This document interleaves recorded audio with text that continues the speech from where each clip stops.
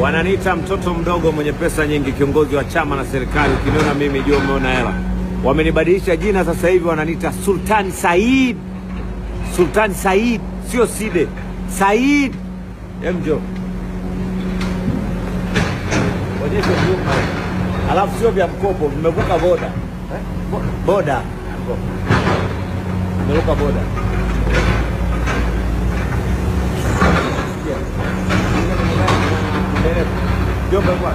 Pio kuda deki, mashine hii hapa, kuda deki, pio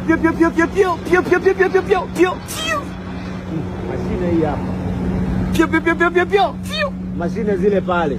Sasa ulizia bei ya kulipia ushuru wa kuzitoa gari kutoka Kenya, kutoka Tanzania kuja Kenya, mafuta ulizia, na gari zimekuja zimebebwa, zimelipiwa dola 20,000 kutoka Tanzania kuja Kenya.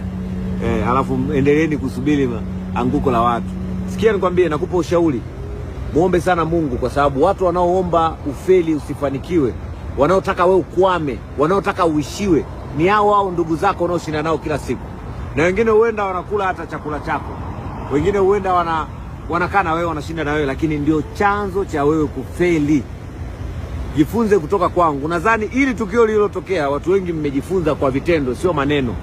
Watu wanatamani sana kusikia stori mbaya kukuhusu. Pio. Watu kaida yao ni kuongea sana maneno. Alafu watoto wa mjini wana maneno mengi, sio vitendo. Watoto wa mjini wao ni ubeshi, uwizi, utapeli, madawa ya kulevya. Wakikosekana humo wanakuwa madalali.